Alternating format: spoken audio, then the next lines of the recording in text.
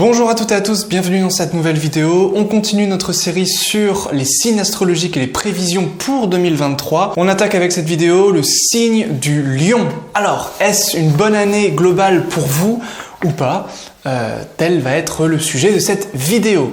Avant de commencer cette vidéo, sachez que vous pouvez retrouver cette petite mind map récapitulative de tout ce que je vais dire dans cette vidéo. Le lien est en description. Et puis si vous voulez recevoir votre thème, puisque, eh bien évidemment, en astrologie, le plus important, c'est le thème individualisé, individuel, avec l'ascendant, la lune et les autres astres. Le soleil n'est qu'un astre parmi d'autres. Ce n'est pas quelque chose qui individualise beaucoup le natif, le thème. Donc l'ascendant qui change tous les 2 heures est évidemment beaucoup plus important, beaucoup plus intéressant. C'est pourquoi les gens qui dans cette vidéo ont un ascendant en Lion vont vraiment beaucoup plus se retrouver que les gens qui ont le soleil en Lion ou même la lune en Lion.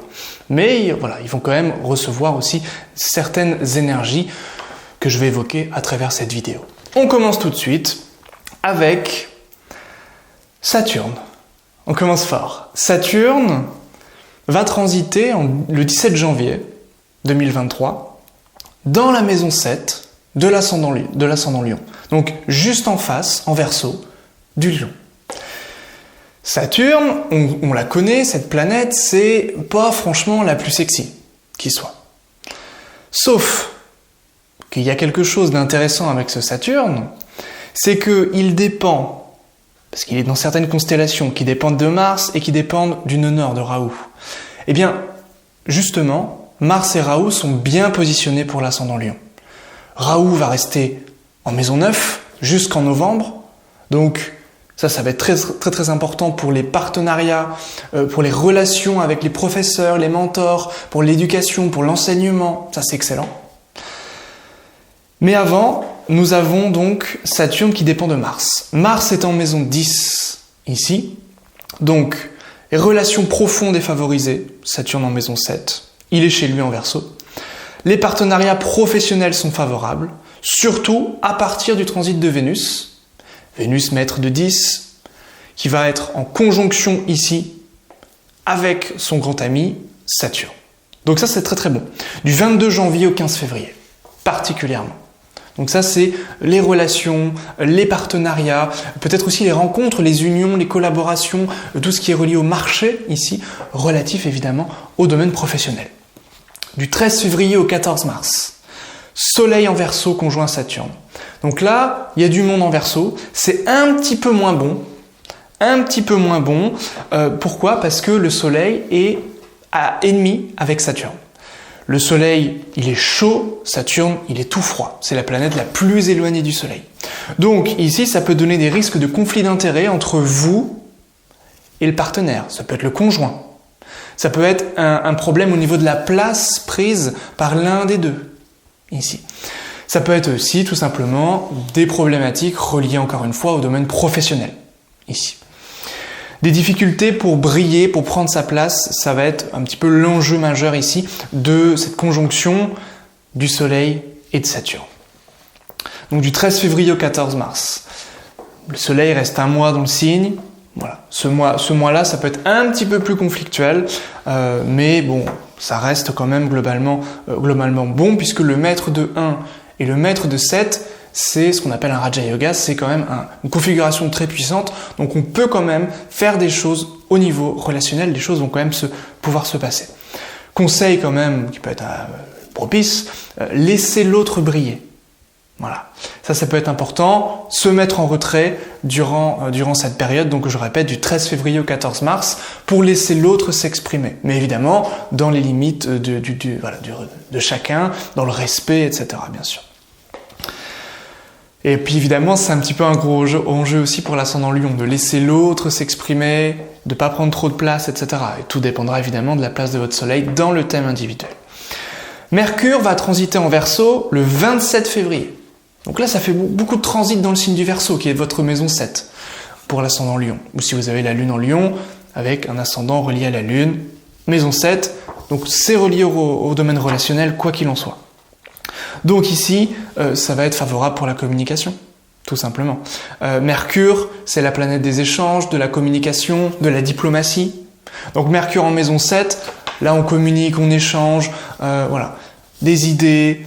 Ça peut être aussi tout ce qui touche, puisque c'est le signe du Verseau, les échanges en communauté, des échanges pour le domaine professionnel, à travers des associations, à travers une communauté, voilà. Tout ça, ça peut être extrêmement intéressant lorsque Mercure va transiter en Verseau le 27 février, jusqu'au 16 mars. Voilà. Du 15 mars au 30 novembre 2023, donc là on englobe toute l'année quasiment, pour nous parler encore une fois des relations. Qu'est-ce qui sera favorable? Études, apprentissage, relation avec un professeur ou un mentor favorisé. C'est ce que je vous disais en début de vidéo. Pourquoi? Tout simplement parce que Saturne va être dans un nakshatra, c'est-à-dire une micro-constellation qui sont spécifiques à l'astrologie indienne, régie par le nœud nord Rahu. Le nœud nord Rahu, il sera dans la maison 9, en bélier. Extrêmement puissant ici pour commencer un apprentissage, commencer une relation, un apprentissage avec un professeur, un mentor, quelque chose quelqu'un qui a une aura de leader. Voilà. Ça, c'est quelque chose qui peut être vraiment, vraiment important et intéressant pour vous. On sait que l'ascendant Lion, ça peut être le plus mauvais élève lorsqu'il ne respecte pas trop son supérieur hiérarchique, parce qu'il aime bien être le premier, le chef, etc. En revanche, lorsqu'il trouve légitime son professeur, c'est le meilleur élève, le meilleur disciple. Voilà. Relation avec des étrangers, Rahu régit l'étranger. Ou étude d'une civilisation étrangère. Alors, n'hésitez pas à prendre l'astrologie indienne, les ascendants Lion, évidemment. Ça, c'est quelque chose qui peut être très très intéressant. J'ai énormément d'élèves, et même de gens qui me consultent, qui sont des ascendants Lion. Je crois que c'est l'ascendant que j'ai le plus en réalité. Ceux qui ont Saturne et Rahu actifs dans leur thème peuvent voyager également durant cette période. Voilà, je répète, du 15 mars au 30 novembre 2023. On en a fini pour cette maison 7 et Saturne. On va passer maintenant à Mars. Voilà. Action, énergie, lancement de projet, gestion de la colère.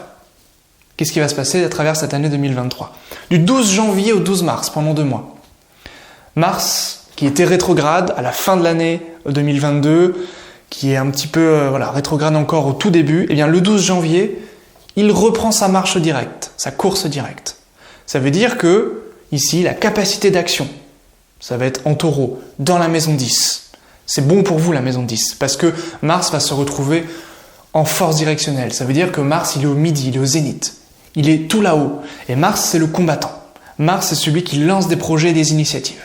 Donc là, du 12 janvier au 12 mars, si vous avez un projet en tête, si vous devez vous battre pour votre réputation, c'est parfait, c'est le meilleur moment. 12 janvier, 12 mars, si vous voulez avoir des victoires quelque part, dans un projet, au niveau professionnel, ça c'est vraiment le meilleur moment ici. 12 janvier, 12 mars. Force, courage, planification, c'est excellent.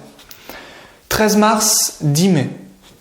Mars va venir transiter, il reste à peu près 2 mois par signe, va venir transiter ici le signe des Gémeaux dans votre maison 11. Alors attention un petit peu ici, parce que pour la maison 11, Mars est très conflictuel, maître de 6.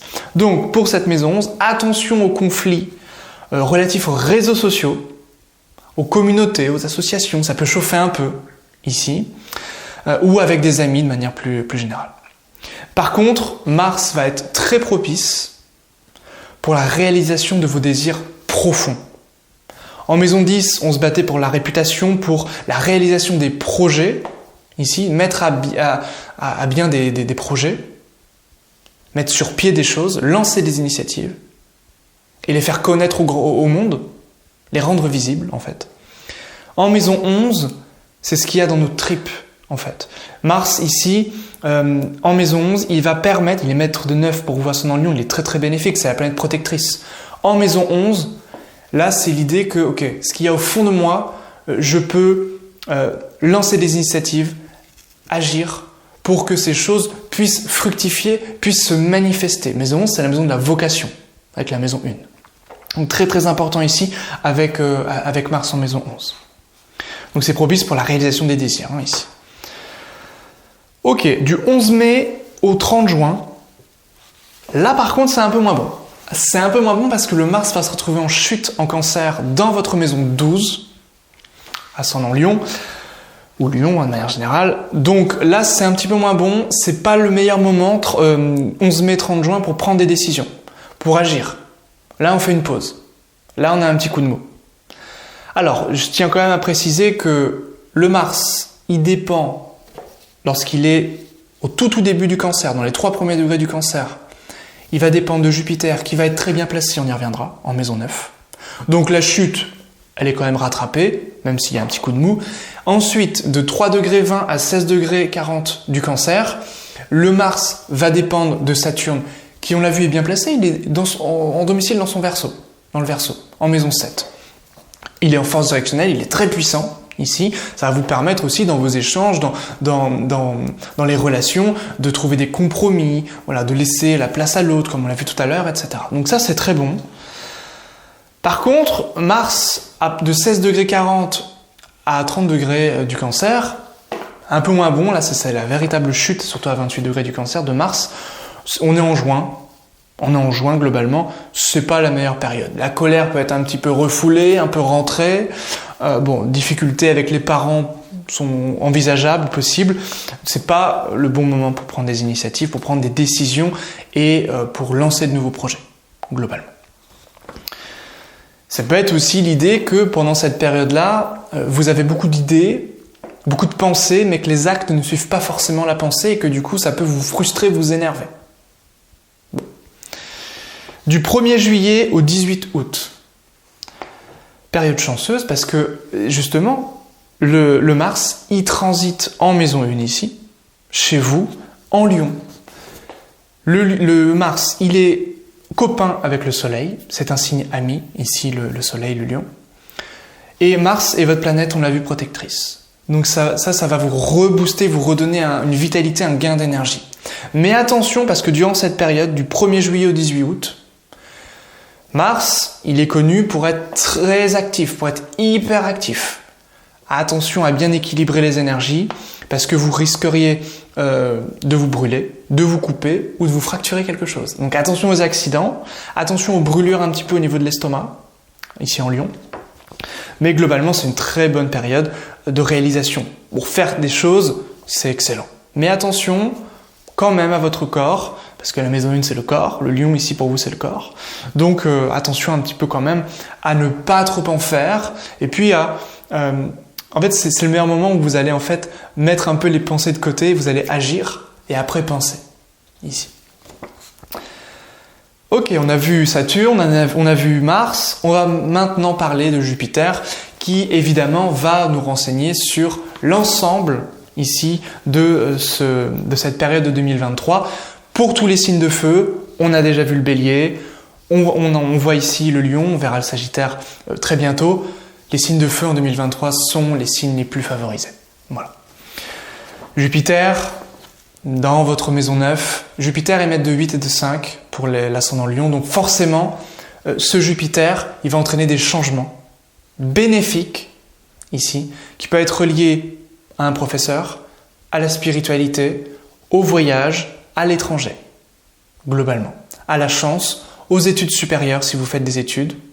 Donc voilà. Et à l'apprentissage de manière générale, à la créativité de manière générale. Si vous avez des enfants, les enfants sont favorisés ici. Voilà. Donc transit de Jupiter du 22 avril jusqu'en mai 2024. Voilà. Et alors, très très très important, Jupiter va être avec votre Soleil, le maître de 5 et le maître de 1. Ici, va être donc c'est ce qu'on appelle un Raja Yoga, c'est la meilleure configuration possible en astrologie, du 22 avril au 15 mai. Voilà.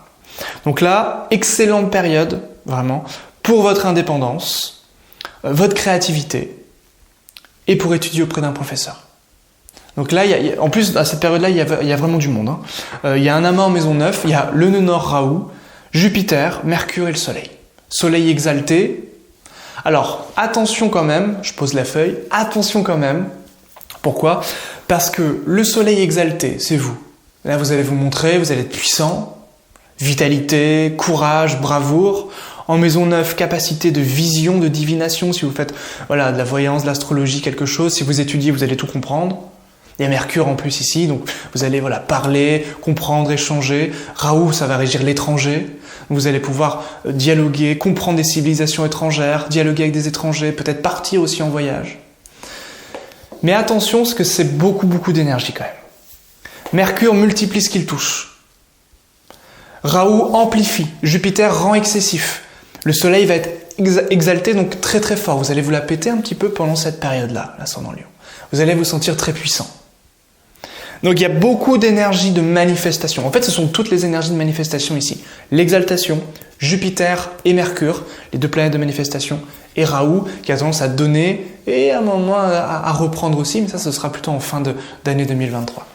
Donc, et surtout si vous êtes évidemment en grande période de Raoult. Donc attention quand même à cette période où à un moment donné, si vous êtes un peu trop confiant, ça peut se retourner contre vous dans les domaines relatifs à la spiritualité, à la connaissance, surtout connaissance supérieure ici. Donc cette maison 9, elle peut aussi nous parler d'humilité en termes d'enjeux, en termes d'équilibre par rapport à cette période. Alors je reprends les périodes, on est ici, c'est une petite période, 22 avril au 15 mai. Voilà. Mais globalement, le transit de Jupiter ici dans votre maison 9, c'est simple. Jupiter, c'est une planète bénéfique pour vous. C'est la planète bénéfique de l'astrologie de manière naturelle. La maison 9, c'est la maison la plus bénéfique, la maison bénie des dieux pour les hindous, pour les indiens, ici en astrologie. Et puis enfin, on finit cette petite vidéo par le changement des nœuds. Donc le changement des nœuds, on l'a vu, aura lieu le 30 novembre. Donc là, le nœud sud Kétu sera dans votre maison 2 en Vierge. Attention à tout ce qui touche à l'alimentation. Attention aux dents, à la sphère ORL de manière générale. Et puis, peut-être que ça peut aussi être une période de dépenses. Voilà. Le nœud nord en maison 8, globalement, votre pensée, vous allez être préoccupé, votre pensée va être focalisée sur les sciences occultes. Raoult, c'est un des mots-clés pour Raoult, c'est vraiment l'idée de pénétration à la source des choses. C'est vraiment cette idée d'aller investiguer. C'est un des mots-clés, c'est l'investigation. Donc ici, en maison 8, c'est ce qui est caché, les sciences occultes. En plus, en poisson, pour vous, ascendant Lion, voilà, l'ascendant Lion, naturellement, il est dans ces choses-là, dans ces énergies-là, en fait. Et là, le Raoult, ça va être vraiment, ok. Peut-être que le nœud nord 2022-2023, c'était vraiment, et ça va encore être le cas, un apprentissage conséquent. L'idée qu'on absorbe, etc. de la connaissance. En maison 8, on est un peu moins dans le fait d'absorber de la connaissance, on est plutôt dans la compréhension réelle ici de ce qui est au-delà des choses. Voilà. En termes beaucoup plus physiques, ressenti beaucoup plus physique ici. Et ça va évidemment approfondir l'intuition. Donc tout ce qui est méditation, sciences occultes, yoga, pratique énergétique, ça va être excellent pour vous ascendant Lion ou Lion, lorsque vous serez à partir, on va dire de décembre, il transite le 30 novembre, donc décembre 2023, pendant 18 mois ici. Voilà, c'est tout ce que j'avais à vous dire pour cette vidéo pour les Lions. N'hésitez pas à mettre en commentaire le signe prochain que vous voudriez voir sur cette chaîne. Et puis n'hésitez pas à liker, à partager la vidéo. Et puis on se retrouve très vite pour un prochain signe. À bientôt, portez-vous bien et merci à tous. Bye bye.